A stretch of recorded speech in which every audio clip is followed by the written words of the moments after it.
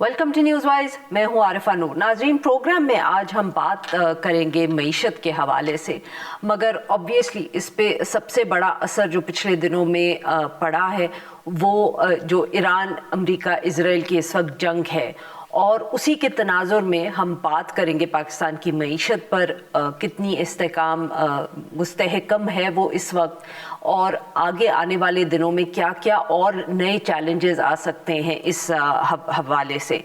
सबसे पहले तो ऑब्वियसली जिक्र करना होगा कि जब ये जंग शुरू हुई तो सबसे बड़ा जो झटका पाकिस्तान को लगा मईशत के हवाले से वो पेट्रोल की कीमतों में जो इजाफा था। बार बार लोग ये बात कर रहे थे जब ये मामला शुरू हुआ कि माफ़ करिएगा कि जब ईरान पर हमला होगा और ये जंग शुरू होगी तो सबसे पहले असर जो है वो तेल की कीमतों पर पड़ेगा। इसके साथ साथ कतर में जो गैस के रिसोर्सेज हैं उससे भी पाकिस्तान की मईशत जो है उस पर असर पड़ता है। और यही हुआ कि जंग शुरू हुई तो उसके बाद तेल की कीमतों में हमने इजाफा देखा। पहले हुकूमत की तरफ से जो रद्द अमल आया वो हम कह सकते हैं कि तेज़ी से आया, कमिटीज़ बन गई, उन्होंने तेल की कीमत को देखना शुरू कर दिया और फिर रातों रात हुकूमत ने 55 रुपए का इजाफा भी किया पेट्रोल की कीमतों में। ये एक तरफ तो खित्ते में पहला, हम कह सकते हैं खित्ते में एज इन साउथ एशिया में पहला मुल्क था पाकिस्तान जिसने ये फैसला किया इस कदर तेल की कीमतें बढ़ाने का। बहुत से एक्सपर्ट्स के ख्याल में ये एक अच्छा फैसला था और वक्त पे किया गया, मगर दूसरी तरफ जो लोगों का रद्द अमल था वो इससे बिल्कुल मुख्तलिफ था। आगे ही बहुत मसाइल रहे हैं पाकिस्तान की मईशत और महंगाई के हवाले से, तो ऐसे में जब लोगों के लिए 55 रुपए तेल की कीमत बढ़ी तो बहुत तनकीद हुई हुकूमत पर। कई एक्सपर्ट्स ने भी की, लोगों की तरफ से भी ये शिकायत आई, और फिर ऑब्वियसली इसके साथ साथ सवाल उठने शुरू हो गए कि अब अगर आगे तेल की कीमतें बढ़ेंगी तो हुकूमत के रेवेन्यूज़ में भी फ़र्क पड़ सकता है। हो सकता है कि गल्फ़ से जो रेमिटेंसेस और एक्सपोर्ट्स वहाँ जाती हैं उन पर भी फ़र्क पड़ेगा। तो जो IMF का प्रोग्राम है, क्या IMF का दबाव एक ऐसे वक्त में बढ़ेगा कि पाकिस्तान को जो उन्होंने टारगेट्स दिए वो मीट नहीं कर पा रहे, या कोई नरमी बरती जाएगी? तो ये सारे सवाल थे। लोगों के तनकीद जो आई लोगों की तरफ से, तो उसके बाद हुकूमत ने एक ऑस्टेरिटी प्लान भी लॉन्च कर दिया। वज़ीर आज़म साहब खुद टेलीविज़न पे आए, उन्होंने खिताब किया और उन्होंने बताया कि आने वाले दिनों में हुकूमत किस तरह जो है कफ़ायत जारी करेगी। उस पर भी अब बात हो सकती है कि कितना वो इफ़ेक्टिव था, क्या लोगों ने उसके ऊपर उसको संजीदगी से लिया, क्या उनको लगा कि ये इससे हुकूमत भी बहुत संजीदा है इस मामले पे। मगर ज़्यादा अहम बात यह है कि एक जुमे को जब हुकूमत ने कीमतें बढ़ाई तो अगले जुमे को फिर वज़ीर आज़म साहब ने ये फैसला किया कि वो कीमत नहीं बढ़ाएंगे। और अब ये भी सवाल उठता है कि जहां तेल की कीमतें बढ़ती चली जा रही हैं, अगर हुकूमत सचमुच इनको नहीं बढ़ाती तो फिर कितना फ़र्क उससे सियासी तौर पे और मुआशी तौर पे पड़ेगा। और आखिरी एक दफ़े फिर ये अब जिक्र हो रहा है, हुकूमत में डिस्कशंस हो रही हैं कि किसी तरह कोई सब्सिडी दी जाए मोटर बाइक वालों को, रिक्शे वालों को। एक तो खैबर पख्तूनख्वा की हुकूमत ने भी इसका ऐलान किया था, मगर उसके ऊपर फिर कितना इम्प्लीमेंट हुआ या नहीं ये कहना मुश्किल है। बट अब बताया ये जा रहा है, अगर कुछ मीडिया रिपोर्ट्स पे यकीन करें, कि हुकूमत भी इन्हीं लाइन्स पर सोच रही है। इन सब इश्यूज पे हम बात करेंगे, but after a short break stay with us. Welcome back नाज़रीन, हमारे साथ मौजूद हैं उज़ैर यूनुस साहब, माशी तज्ज़ियाकार हैं, सियासत पे भी नज़र रखते हैं, अमेरिका से हमें ज्वाइन कर रहे हैं। और हमारे साथ मौजूद हैं अम्मार हबीब खान साहब, ये भी एक माशी तज्ज़ियाकार हैं और माहिर हैं तवानाई अमूर के। Welcome to the show gentleman. Uzair sahab, अगर आप इजाज़त दें तो अम्मार साहब से गुफ्तगू का आगाज़ करते हैं। जी अम्मार साहब, सबसे पहले तो यही तेल की कीमतों का जो इशू है, एक हफ्ते तो हुकूमत ने, हम कह सकते हैं, बहुत चुस्ती दिखाई। दे रिएक्टेड वेरी क्विकली, मगर उसके बाद फिर हुकूमत की तरफ से यह ऐलान आया और गालबन जो तनकीद हुई, शोर शराबा मचा, ऑब्वियसली लोगों के ऊपर बोझ तो पड़ता है, कि हुकूमत ने कहा कि हम तेल की कीमतों को अब नहीं बढ़ाएंगे। अब वो फैसला सिर्फ एक हफ्ते के लिए था या लंबा, ये कहना मुश्किल है। How do you look at both these decisions? देखें, जो इनिशियल फैसला था कीमत बढ़ाने का, वो सही फैसला था। वो सही फैसला इसलिए था क्योंकि कीमतें जो हैं वो लगातार बढ़े जा रही हैं, कम नहीं हो रही हैं।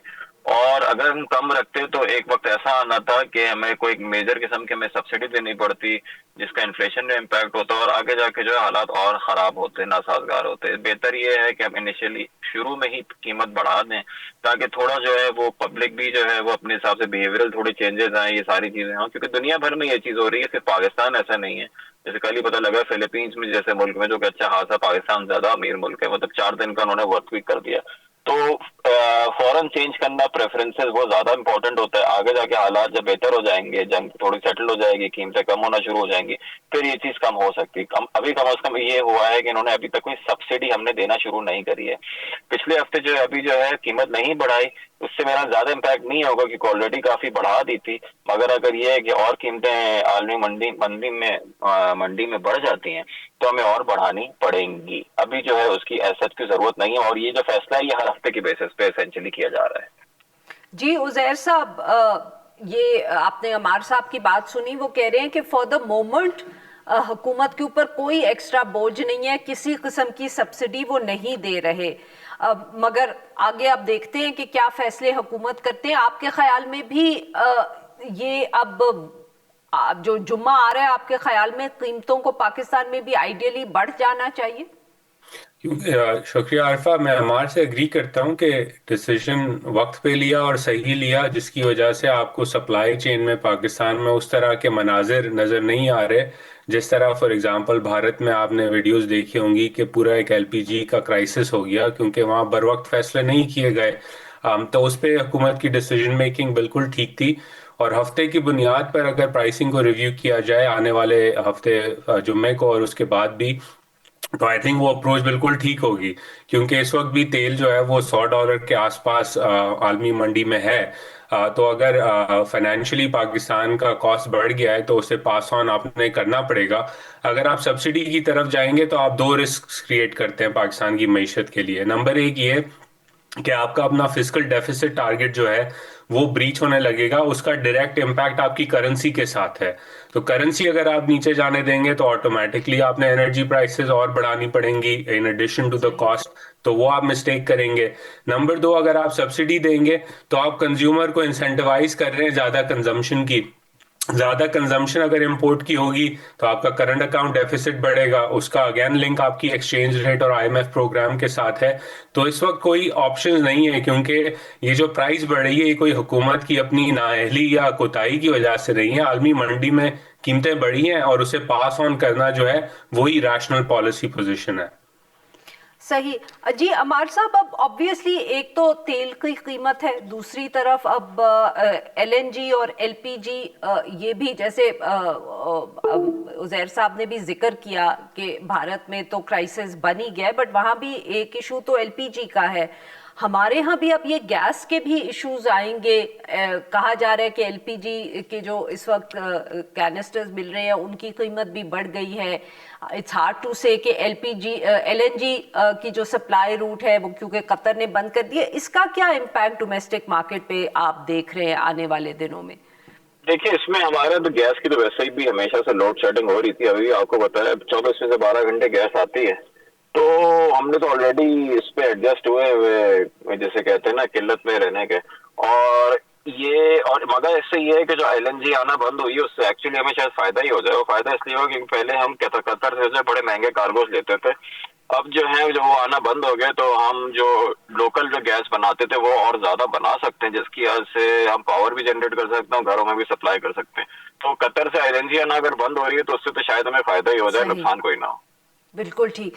उजैर साहब, ऑब्वियसली जो दूसरा इशू यहाँ वो है जो मैंने जैसे कहा कि हुकूमत ये सोच रही है एक दफ़े फिर मैं इसलिए कह रही हूँ क्योंकि जब पीडीएम की हुकूमत थी जिसमें भी पीएमएलएन हिस्सा थी, तब भी ये बहुत बात हुई कि सब्सिडी दे दी जाए मोटर बाइक वालों को या छोटी गाड़ियों वालों को। तो आज भी मीडिया रिपोर्ट्स हैं कि एक दफ़े फिर ऐसा प्रपोजल जो है वो फ्लोट हुआ है। How easy is that? अगर तेल की कीमतें और बढ़ाना पड़ती हैं हुकूमत को आने वाले दिनों में, تو کیا وہ اس کو تھوڑا سا آف سیٹ کر سکتے ہیں اس طرح کی سبسڈی دے کے جو غریب طبقہ ہے, چاہے وہ موٹر بائک والا ہو یا رکشے والا ہو فار ایگزامپل؟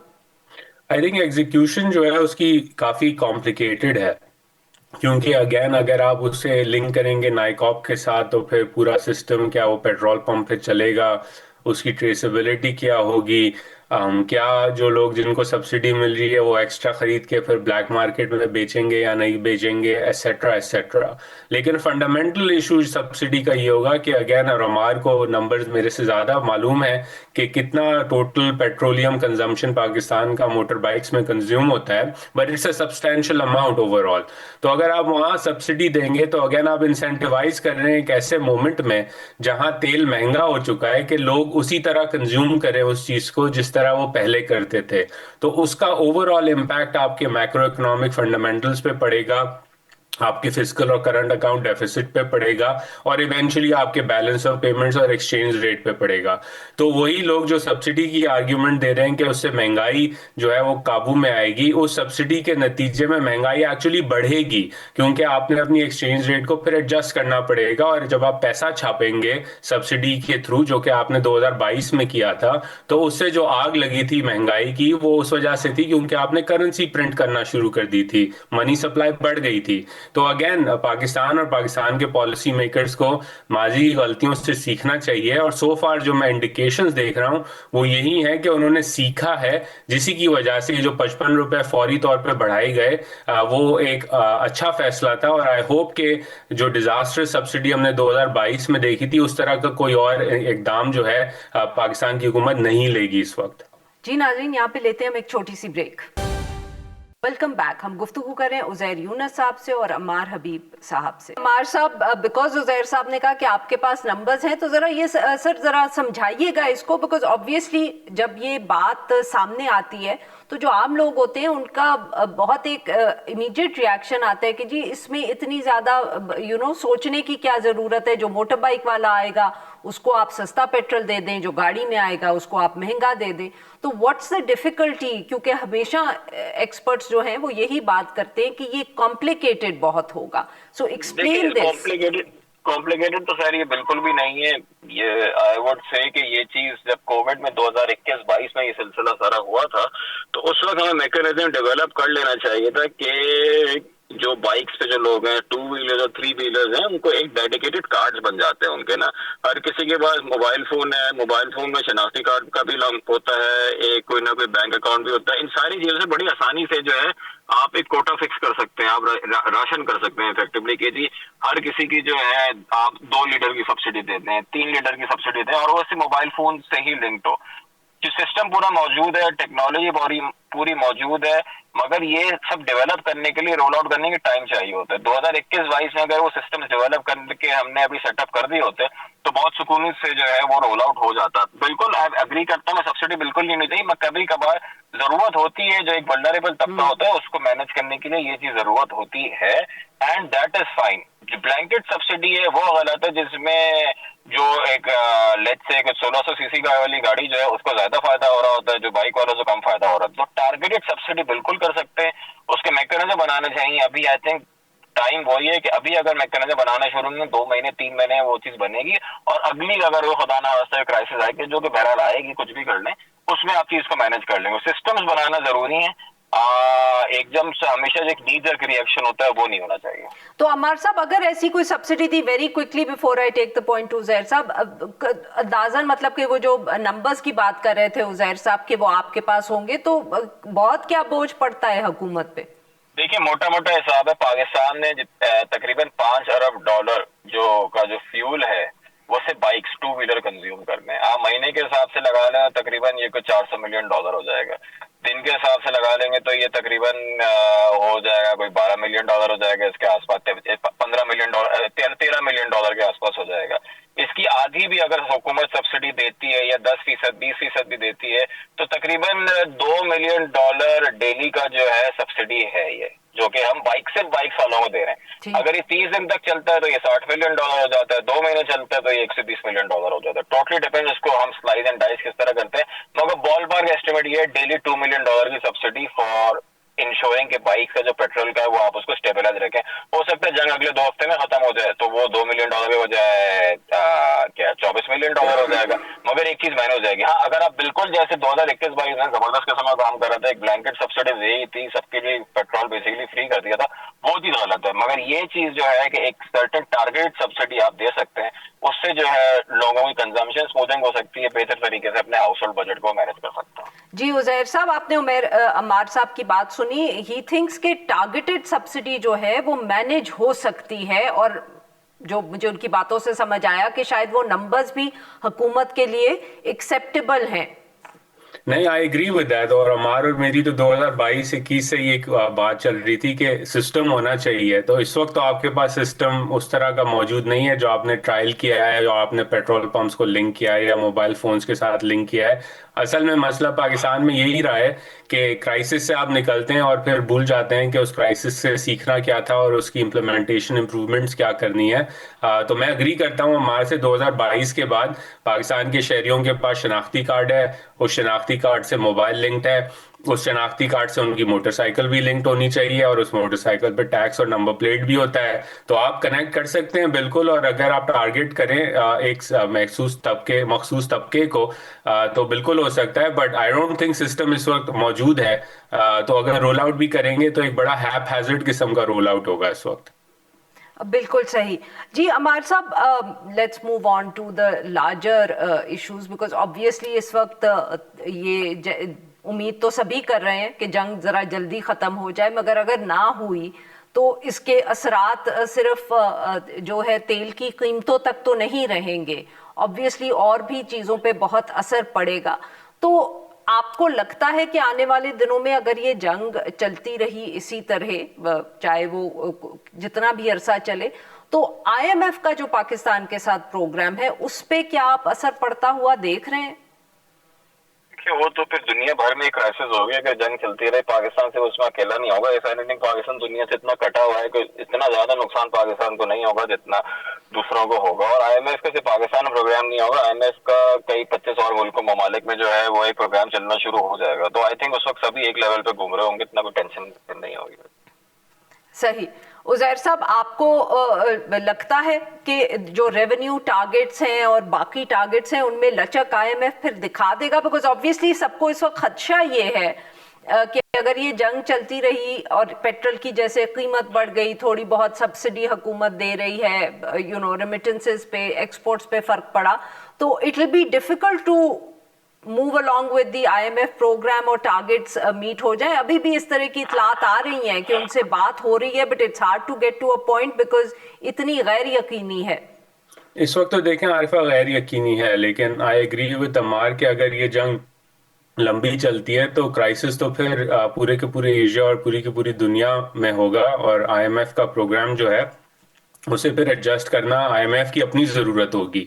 और यही एक्सपीरियंस जो है कोविड के दौरान आपने देखा था कि जब पाकिस्तान उस वक्त भी IMF प्रोग्राम में था, कोविड का शॉक आता है तो IMF ने लचक दिखाई और एक्स्ट्रा फाइनेंसिंग तमाम उन ममालिक के लिए दी जो कि एट रिस्क थे उस वक्त.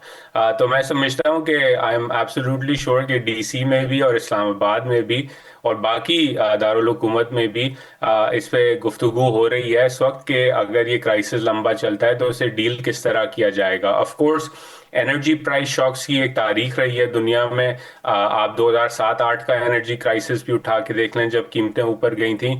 तो एक पूरा लिटरेचर मौजूद है कि इससे डील किस तरह करना है. और अगर पाकिस्तान की हुकूमत जो है ब्लैंकेट सब्सिडी की तरफ नहीं जाती और ब्रॉडली स्पीकिंग एक नॉर्मल पोस्चर अपनाती है विद सम टारगेटेड सब्सिडीज, तो मैं समझता हूँ कि IMF भी लचक दिखाएगी और उसके साथ साथ पाकिस्तान के जो एलाइज एंड पार्टनर्स हैं, बिलखुसूस सऊदी अरेबिया, वो भी लचक दिखाएंगे, क्योंकि अगेन उनकी भी एक तारीख रही है to provide deferred oil payments facilities to smooth over the balance of payments issues in Pakistan. तो इस वक्त मैं नहीं समझता कि पाकिस्तान ने कोई ऐसी चीज की है जिसकी वजह से फाइनेंशियल साइड पे लोगों का कॉन्फिडेंस कम हो, चाहे वो IMF हो चाहे वो कोई और एलाइज और पार्टनर्स हो. जी नाज़रीन, यहाँ पे लेते हैं हम एक छोटी सी ब्रेक. Welcome back. हम गुफ्तगू कर रहे हैं उज़ैर यूनुस साहब से और अम्मार हबीब साहब से. अम्मार साहब, अब ایک یہاں تنقید یہ بھی ہو رہی ہے کچھ لوگوں کی طرف سے کہ اگر حکومت نے اس وقت تک کوئی ریفارم کیے ہوتے معیشت میں تو شاید جھٹکے اتنے زیادہ نہ لگتے. It would have been easier. یہ جب آسٹیریٹی کا plan for example roll out کیا حکومت نے تو اس وقت یہ بات بہت سے لوگوں کی طرف سے ہوئی کہ اگر اس وقت تک کچھ ریفارم کر لیے ہوتے, حکومت کے خرچے کم کر لیے ہوتے تو it would have been easier to cope with these oil price shocks. آپ اتفاق کریں گے؟ نہیں دیکھیں, آئل پرائز شاک تو دنیا بھر میں ہو رہا ہے. مطلب آپ کسی بھی ملک کو دیکھ لیں, وہ اپنے حساب سے انٹروینشن کریں. میں نے آپ کو فلپینس کی ایگزامپل دی, وہ 4 دن کے اوپر موو کر رہے ہیں. ملیشیا میں انٹروینشن جو ہے, انڈونیشیا میں ہو رہی ہے. ہر کوئی اپنے حساب سے انٹروینشن کر رہا ہے کہ کس طرح اس کو اسموتھن آؤٹ کر لیں. وہ ممالک جن کے پاس کوئی 3-4 مہینے کے ریزروز ہیں, وہ بھی جو ہے اس چیز کو مینیج کر رہے ہیں. تو یہ تو ایک ناگہانی ہوتی ہے, تو اس میں اتنا کوئی وہ نہیں ہے کہ آپ بالکل ٹو دا ٹی جو ہے کوئی بھی آپ چیز مینیج کر سکو یا پروڈکٹ کر سکو. ہاں بالکل, جو آسٹیریٹی والی بات ہے, جو آسٹیریٹی سے میرے حساب سے اچیو کچھ نہیں ہونا. It's a nice thing to have, اچھا لگتا ہے ٹی وی میں بولنا, مگر اس میں کوئی ایسا کوئی ٹینجیبل نمبر نہیں ہے, کوئی ٹارگیٹ نہیں ہے جو کہ کوئی بہت کوئی سبسٹینشیل چیز اچیو ہو جائے گی اس میں.